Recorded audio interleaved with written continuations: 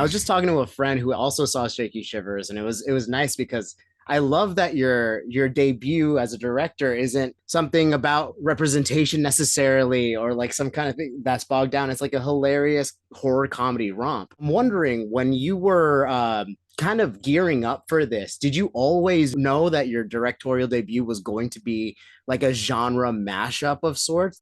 No, actually, well, you're right, because I thought I was gonna, make a like dramatic, like coming of age story that, like checked off the box of representation, because I am like a child of, the Sundance Film Festival, right? Yeah. And usually when, you know, an actor or a filmmaker starts off, that is their North Star, trying to, get the accolades from a film festival. And I think it was just because the timing, Mm. I had to step back and, ask some like real, like honest questions to myself to go, why am I even trying to direct? Is it because, is it this fad or this itch that I think I have? Or is it coming from a sincere place? And what is the purpose behind it?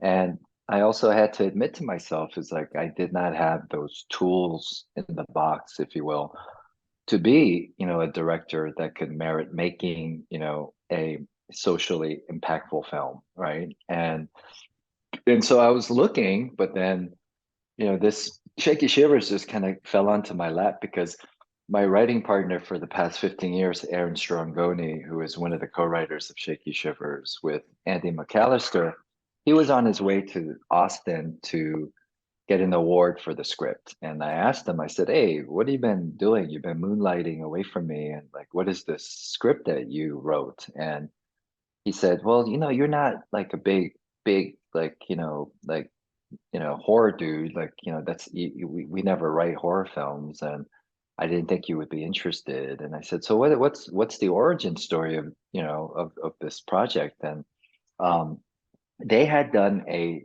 short documentary about Gabe Bartalis, who did all our visual, like practical effects for our film. And he's a disciple of Rick Baker from American Werewolf in London. A living legend, if you will. In the practical monster world, monster building world, and um, because they loved his artistry so much, they created this, script, Shaky Shivers, to celebrate the practical effects of monster building. It was actually during the height of the pandemic, right? And that was also, something that I think propelled, this project forward for me was that I didn't want to do a project that was just going to be sad. Everybody was going through a really tough time, Yeah. and I just wanted to laugh, Yeah. and and when I read the script, it just made me chuckle like throughout, and I felt like this was a good test. Not only are all the characters, Roger included, so charming and fun to watch, but like the creature effects are pretty unique. Like, yes, it does look like a werewolf. Yes, there are zombies, but it's almost feels like its own universe of those creatures. But I was listening to a different interview that you did with Perry Nemiroff, and I love that you were talking about kind of I mean, on any set, limitation of budget, limitation of time.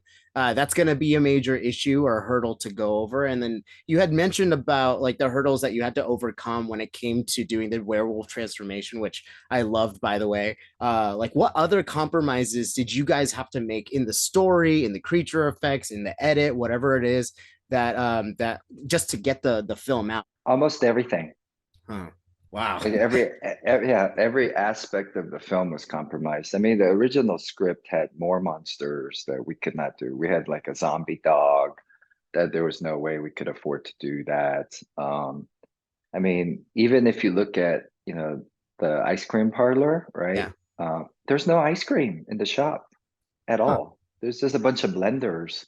And, that's where we really had to lean on the performances from, the actresses, to bring life to the scenes because, we had nothing. Like we could not afford to even bring real ice cream to the set because we had no place to store it. And and to set dress it with like a refrigerator to hold real ice cream was, like we just couldn't afford it, right? Mhm. And even down to like you go to post production, even with the editing process, is that usually I started work around like 8 p.m. because the editor still had a day job, you know what I mean? And Wow. we could not afford somebody like full time, Sure. and so I would be working till like 8 p.m. to like to the break of dawn, and like we'd be literally physically like killing ourselves. And we had no like post production facility to work out of, so we're working out of his bedroom. And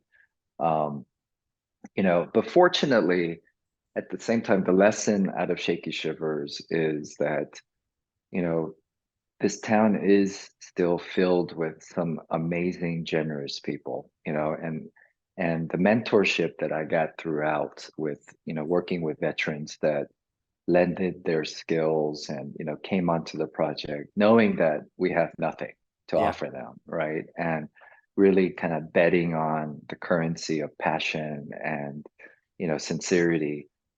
That's how we were able to get most of the film done. The essence of having that passion. It reminds me of the line in the movie. It's like the gold is in the sweetness and the sweetness is in the soul. You know what I mean? Hmm. Like you don't do these projects out of greed or anything. You do it from the soul, from the heart. It has to be, or else it doesn't come through.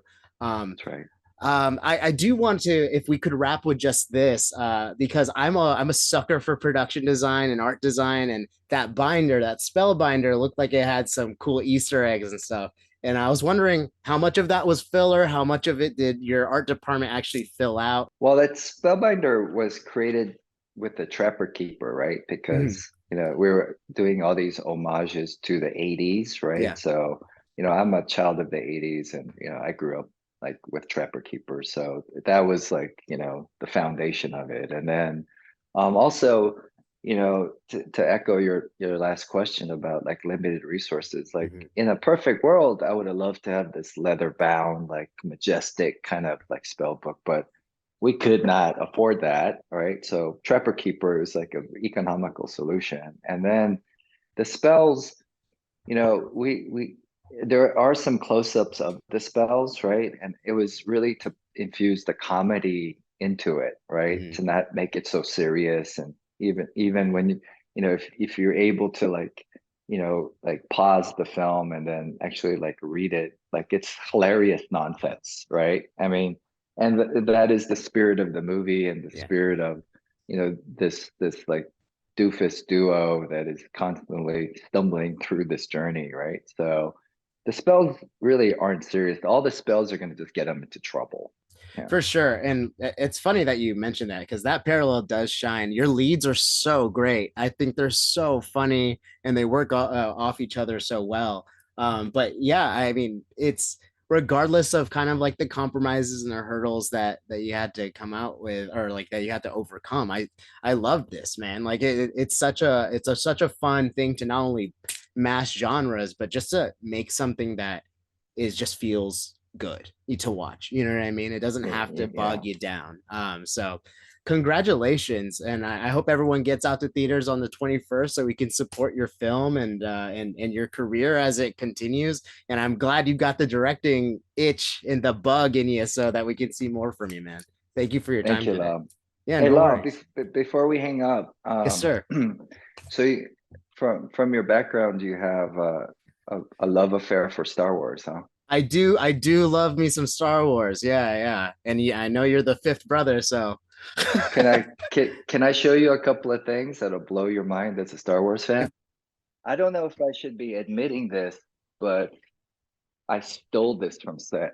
oh, I I, love li- it I, already. I, but since the show's come out, I can actually share it. Um, First, I'll start with this. It's like I did not know there was such a like fervor within the Star Wars like fan community.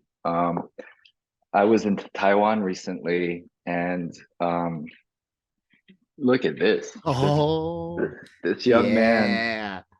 This is like a really beautiful story because this guy in Taiwan, uh, Matsuko, he makes these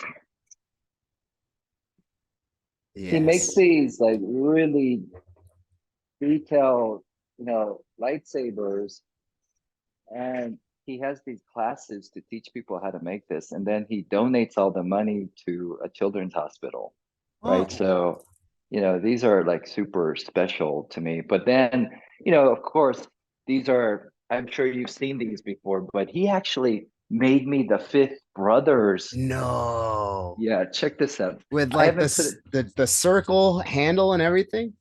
Look at this. Yo, that looks Yeah, hefty, my man.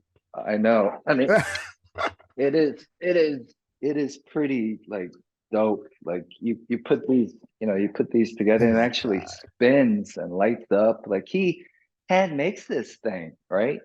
That's But so cool.